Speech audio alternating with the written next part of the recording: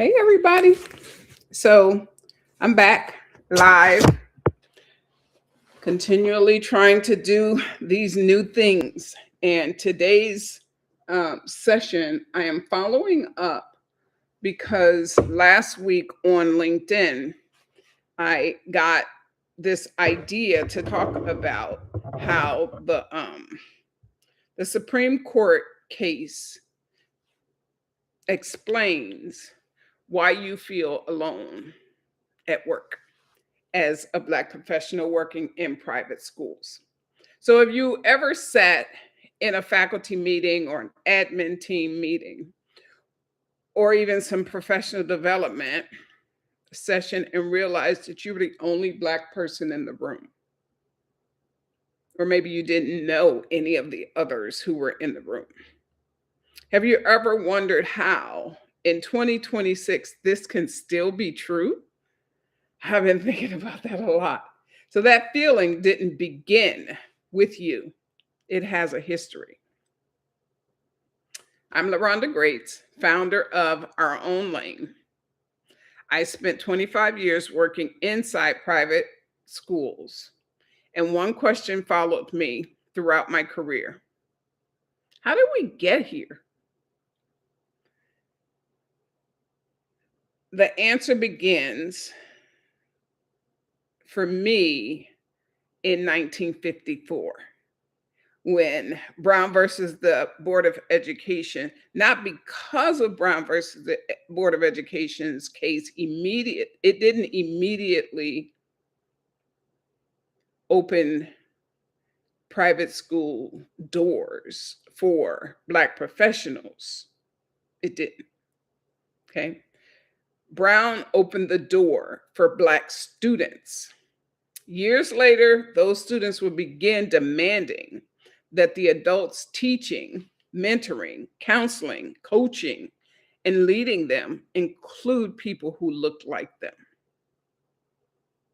So, this is not simply a history lesson. This is a lesson behind why so many of us still feel alone at work.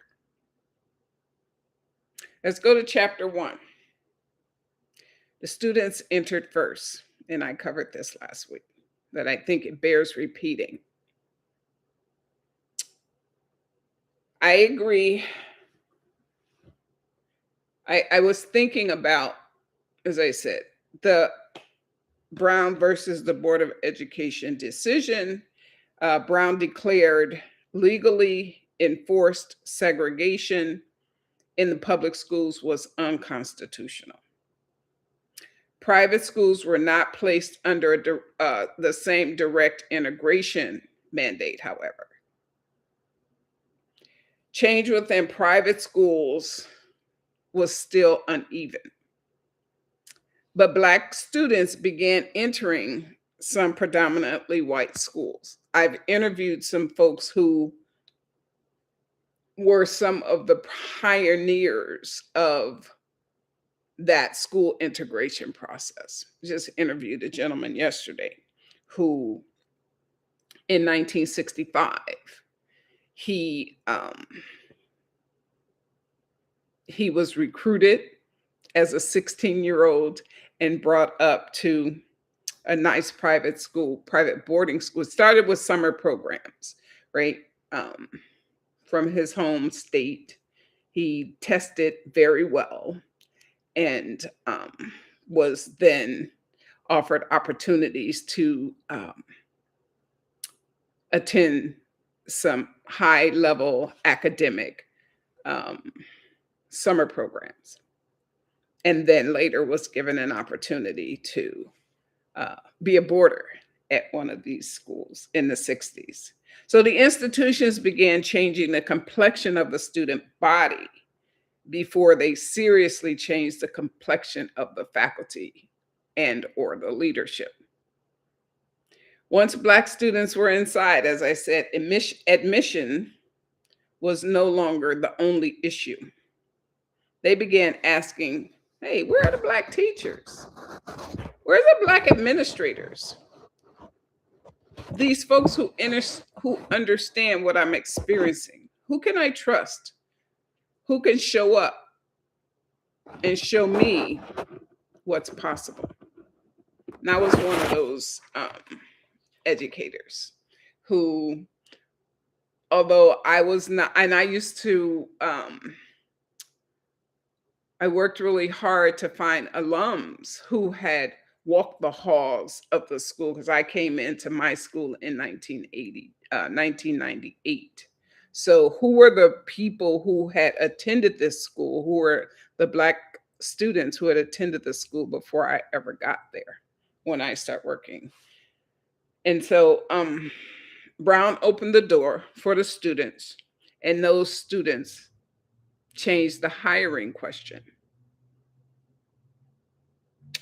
Brown spoke actually directly to public schools, and many private schools continued to operate as though the ruling had little to do with them, which is often the case. That's the whole private or independent school option. Then in the 80s, think about this now. I said 1954, now we're in the 80s. This is where the original contribution begins for Black adults. Over the past several months, I've spoken with Black leaders who are now in their 70s, late 60s, 70s. Again and again, I have heard a similar story. Many did not enter private schools in the 50s or 60s. They entered in the 80s. That's when the doors actually opened. There were Black pioneers before then, of course, and we should find them and name them and preserve their stories. But the broader generation of Black professionals described in my conversations appears to have entered these institutions in the 1980s, which still seems like, a really long time ago, 40 years ago. So these positions that they came into were teaching. I just heard one retired private school educator just describe themselves as the Jackie Robinson of private schools, because they broke the color barrier when they got hired to work in their division as a classroom teacher. Whether they were coaching, we've got Black professionals came in as coaches, dorm parents, admissions professionals, right? Because again, Brown versus the Board of Education had us looking for Black and brown students. Well, it would be helpful to send Black and brown people out to recruit these students, because you're asking parents to trust you with their most precious jewels, their child, if you're in a boarding school or even at a day school. Students spend a lot of time in schools, in their classroom, at school.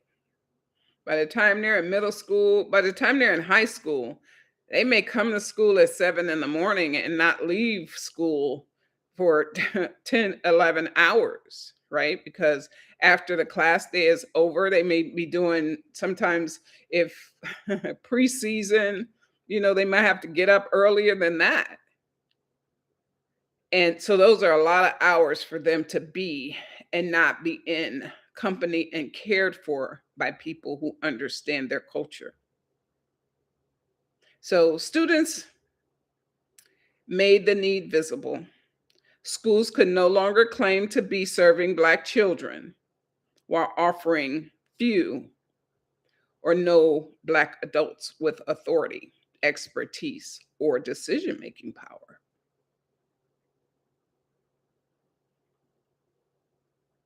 What we think is a long history may actually be only about 40 years old. So 40 years means some people who formed the first broad generation are still here, still working in our schools. They can still tell us what happened, but they're retiring. And sadly, I've had several friends who have passed away over the course of my time working, my 25 years of working in private schools. So some of their stories are disappearing. I am doing my best. I am recruiting as many of them as I possibly can find. If I find out about them, if I find out that there was someone at Andover, Princeton, day school, the Pennington School, Lawrenceville School, schools out in California, Revita Bowers. I'm trying to get in touch with these people who are legends, who paved the way for me. When I came in 1998, they had almost been in it for 20 years. So we're going to talk about that more on some future videos that I record. So building while being the only one. In the 1990s, when I came into my first school, there was one other Black teacher who was working at the school, if I remember correctly. But shortly after, maybe my first year, after my first year, he had gone. And then over the course of my 16 years at my first school, I did have some that came and stayed for a few years, and then they left too. So again, I entered my first school. I was a day faculty member. My first school was a boarding school, and I didn't live on campus initially. I didn't even know how to get to live on campus. I'm a Black professional working at this school, and I'm walking around learning as much as the students because I went to public school and I was not brought up in this type of culture. But I had some really good friends and colleagues that I could ask questions like, how do I get on the housing list as an adult? Um, Yeah. So these are things that I had to learn. And as I learned them, I have done my best to share them with other people who look like me, who might feel as alone, but afraid to tell, right? When you get hired to work in a school and you're, you know, you've gone to college, you've got the credentials to get the job, but I always felt like I was proving myself, proving my worth. And that's because no one had really paved the way for me. And that's, again, why I created our own lane community for Black professionals who work in private schools. I created the 3 lanes, the on ramp, which is the free lane that you can get into. And I wish that all Black professionals who work in private schools would join that lane where we can come in and just have conversations and have a safe private space. And then I created 2 other lanes, the accelerator lane, which is a group cohort that has about 24 members who would be in that cohort of Black professionals. They may be from all over the country in all kinds of departments working in private schools. And that annual fee to be in that community is $1,297. And then you have a one-on-one cohort if you would like to be mentored by me using my 25 years of experience, having access to me, that 1 year cohort, the cost of one-on-one mentoring and support is $3,997. Okay. So back to the 90s, well, 1998. There are a couple of things that were going on the year that I got hired globally.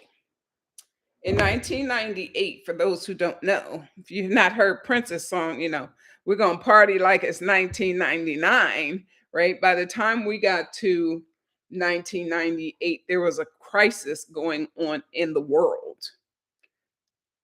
It was called Y2K. The world was concerned because when computers first came on the scene in the early 1900s, and programming and those kinds of things, and programming of dates came on. If you that Brown versus Board of Education, that the year it would have been in the system being as 54. Okay. Um, let's see. If they were talking about the 1900s, they would have just used 00. And the problem was they were moving from into the year 2000. So they were concerned that, well, the computers didn't know any difference between the 00 of 1900 and the 00 of 2000. So it was imperative that everybody that was using technology, which it was growing and growing even in 1998, that the programmers go in and reprogram these computers so that it used a 4-digit year. Okay. So 1900 would be one thing, 2000 would be a different thing, and not just 00. So that was one of the things that was going on in 1998, in addition to, again, a kind of renaissance, if you will, of private schools. I remember in my interview being told that it was important that I be seen in the community because I was to be I'm a representative, right? I am the showing that I'm showing the students that there's a black person here. I'm showing my colleagues. If parents come through, if tourists come through, they can see. And actually, where I worked, it had a big plate glass window in one of my computer labs. And all you had to do is walk by and see this black lady teaching. And I personally, I wasn't offended. I thought it was pretty cool. Um, so while they may have hired me for a particular position, the moment I entered the building, the black students, most especially, understood my presence as something larger. How many of you were hired for one job and discovered that the institution, the families, and especially the students needed you, expected you to do five? Being the only one was not an individual failure.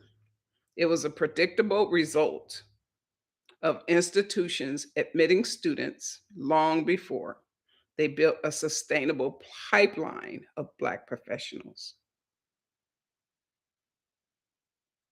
Now let's go to the 2000s, shall we?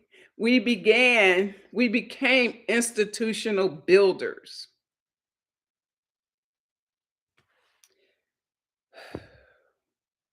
We didn't simply join these institutions, we changed what the institutions were capable of doing.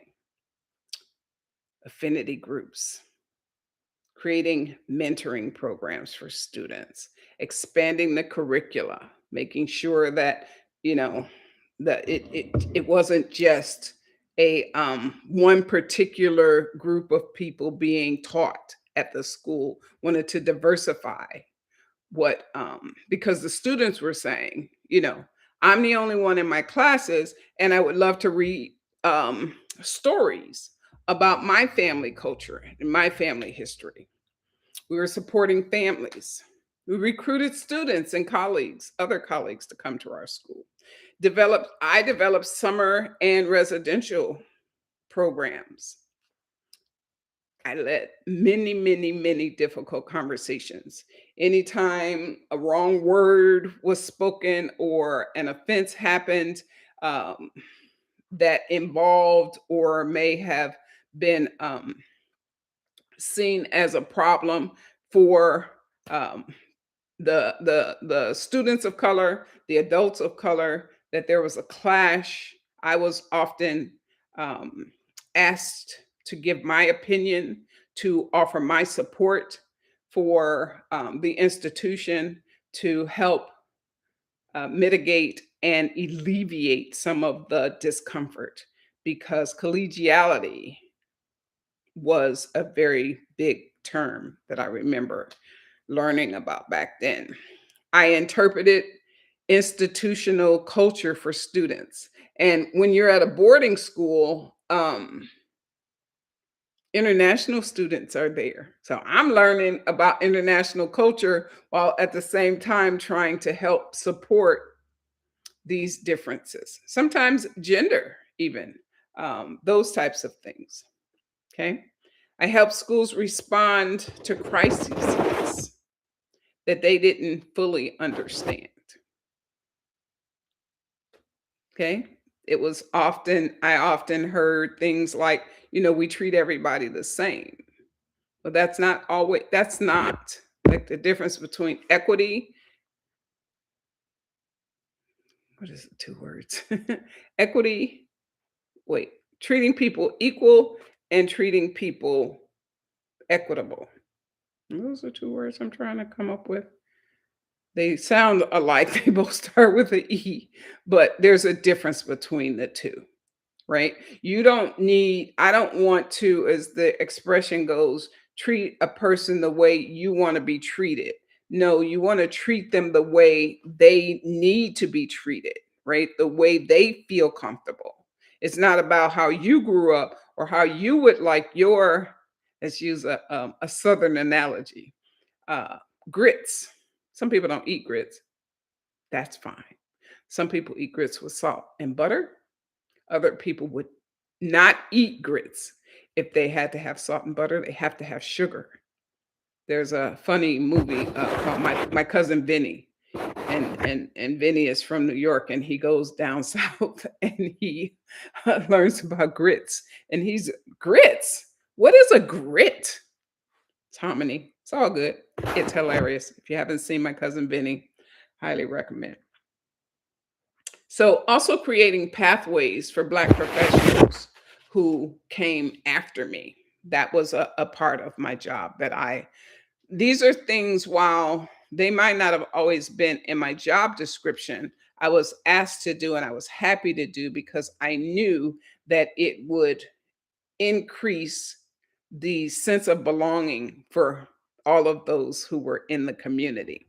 Okay. Um, Thinking about who built the programs, who advised affinity groups, who stayed after the meeting to care for the person harmed by what happened inside a meeting, who explained the same issue again when a new administrator arrived. I like to be working on the hiring committee. I like to work in the admissions committee. I like to work in the curriculum committee because if not me, there was no one else there who I could kind of share the load with. So we became institutional builders, not merely employees. We were builders.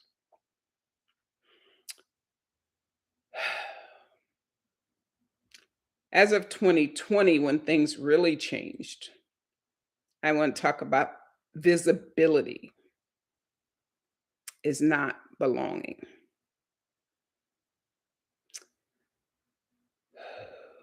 In 2020, suddenly the institutions that had often treated race as a side conversation placed it at the center of their public language. Statements and public commitments, listening sessions, committees, new and elevated DEI roles, increased demands for Black faculty and staff, pressure to educate, reassure, lead, and heal simultaneously. Schools may have become more willing to recruit Black professionals, but recruitment was never the entire problem. The deeper question was whether those professionals would be supported, trusted, advanced, protected, and retained. So the IRS's actions and the Bob Jones University decision established that racially discriminatory private educational institutions could not maintain tax exempt status. That legal history is relevant. but it belongs as a brief supporting point rather than the center of this message. So, legal access and institutional belonging was not the same achievement. Visibility is not the same as belonging. Hiring is not the same as support. Representation is not the same as power.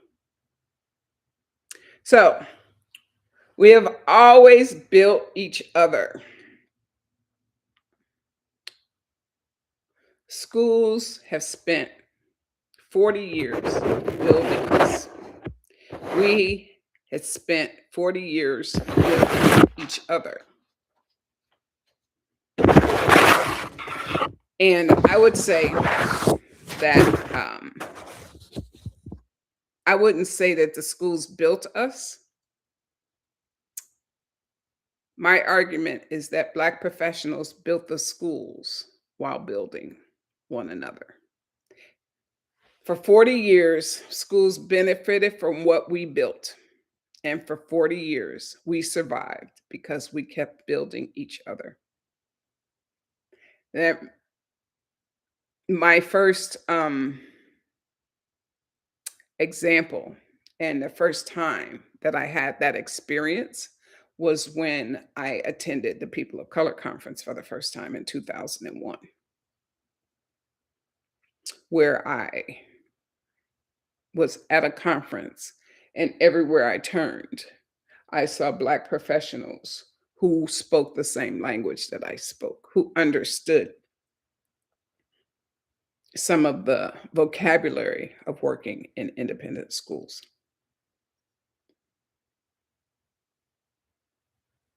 So, again, having worked 25 years in schools, I have had um, former students reach out to me. I've had former colleagues reach out to me to thank me, to tell me that they still think about some of the conversations, some of the true conversations that we had privately.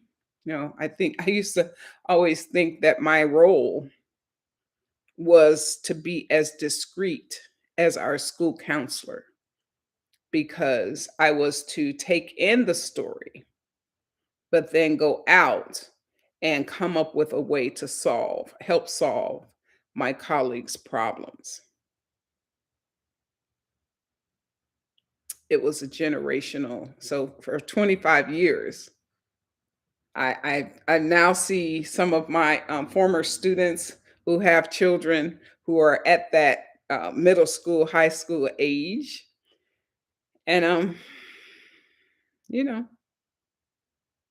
I feel proud of the work that I did, and that's what this community, this Our Own Lane community, is about. Is my continuing to give back to those who poured so into me, and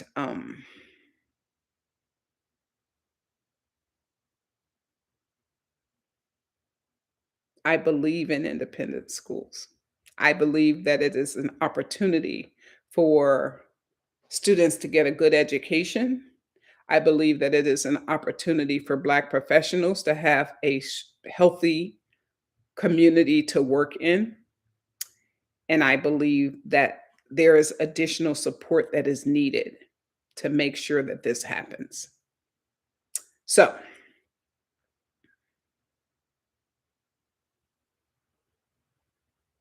the work that I did was not created by a strategic plan. I sat on many a strategic plan committee. I sat on accreditation teams. It was not created by a diversity statement. It was created by Black professionals recognizing one another, caring for Black students, and carrying the work forward. So, Our Own Lane is not something that I invented. It's something that we always created. We simply did not have a permanent home for it.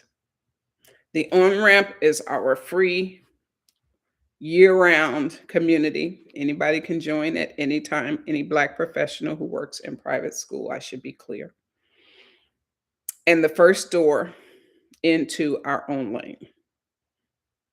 The accelerator is our school year cohort for Black professionals who need community, strategy, professional development, and people who understand the unwritten rules.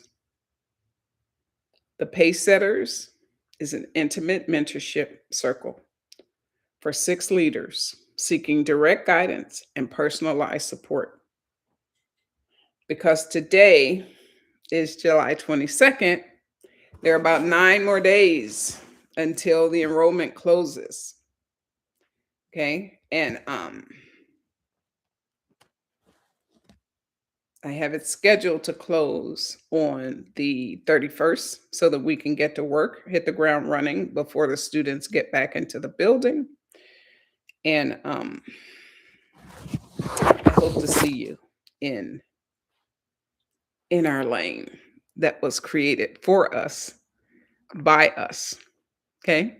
So the next time you sit in a room and realize that you're the only Black professional in there, I don't want you to assume that your isolation says something about your ability, about your leadership, or about your worth, because it doesn't. It has a history. Brown opened the door for Black students. Those students changed the hiring question. And for approximately 40 years, Black professionals have walked into these institutions and built programs, protected students, mentored colleagues, led committees, and transformed schools. The history is not over. We're writing the next chapter. The question is, who gets to write it? I believe we do. Because for 40 years, we have been building rooms inside institutions that were not originally built with us in mind. Now is the time to build one of our own. Your lane, your people. Here. Hope to see you soon.